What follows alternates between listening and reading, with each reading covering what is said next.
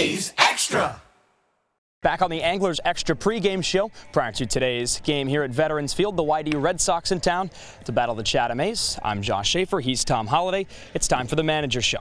Coach, a couple days ago, the Sunday doubleheader against the Wareham Gatemen unfortunately dropped both games. What are your overall impressions from Sunday's doubleheader in Wareham?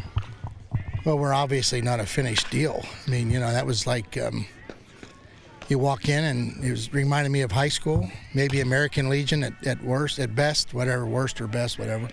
I do have good memories of American Legion, but you walk into a ballpark and 40 minutes later you're playing, everybody's in a rush, no BP on the field for whatever reason, I don't know. The field was dry, but so you walk in after a night game, play a daytime doubleheader and lose both. Hey, it is what it is. It was a lousy setup. Again, playing a night game and a doubleheader in a day the next day, those aren't good things. I mean, you can say you're getting guys ready for something, but they don't get hit with that anywhere, And so we got hit with it, and we dumped two, so forget about it. We come back home and get a day off, then we get a rain out. So now we're 2 days with haven't played a game, and it seems like a long time, but that's okay because we got some guys like Torkelson and Terrell that came in, Cabanis. They needed to get a wooden bat in their hand and get some BP, so they did. And now we're looking forward to playing. You mentioned Terrell and Torkelson now getting into the lineup. They're both in the lineup today for your squad. What do they bring to your lineup that you didn't have before? The best hitter in the country and maybe the next best power hitter in the country. It's like two guys that we need in the middle of our batting order. And, now we can put our guys in place. You can kind of put your batting order together a little bit. And I know we're only going to have Torque for 7 or 8, 9 days, but again, it'll give us a chance to build around him. And then maybe when he leaves, we'll have somebody ready to take his place. You mentioned Cabanis as well. Not yet activated. What's the plan with him moving forward? Well, he'll be the best outfielder in Cape Cod. And,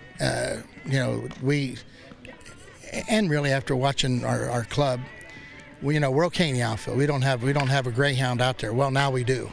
And he's a left-handed power bat, which we don't have a lot of left-handed power.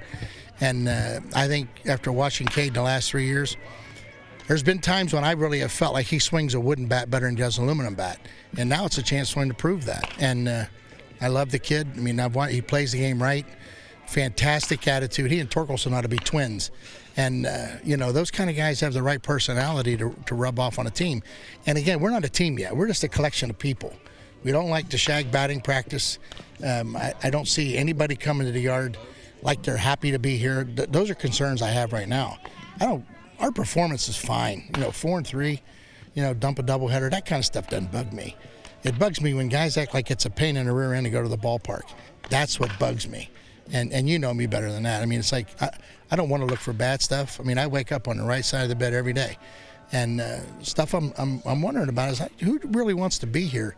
And they're going to get an alternative because there's going to be a bunch of kids freed up to go out and play summer ball. If they don't want to play here, they want to go home, go home. You got to want to be here. This is a challenge. And if you don't want the challenge and you want to go home and lift weights or whatever they call it, go do it. But that's where I'm at.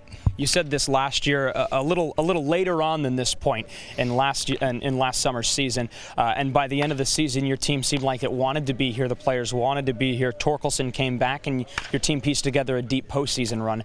How do you fix that with this year's team, like you did in 2018? Weed them out. And again, I said last week was theirs. I let them have the week, and I just played people, see what they could do, who they could hit, who they couldn't hit. And I have moves to make. Some I have to make. Bottom line is like I watch them come through, and I watch them everything they do. The mopers, the ones that really have something dragging on them. You start to see it, and I'll give them the option. But the bottom line is like when it comes right down to it, you're going to need enough pitching, but you only need 11 or 12 position players to play in the playoff round. And right now I'm carrying enough because, quite frankly, we're going to lose Torque to Team USA for 3 weeks. We know that. And I had some other kids contracted to give them a chance, so that's why they're here. But when you play 7, 8, 9, 10 games, if you don't do anything, then maybe this is over your head. So I'm going to have to make – I hate that, but I'm going to have to make those kind of moves. Coach, thanks for talking. We appreciate your time. You bet.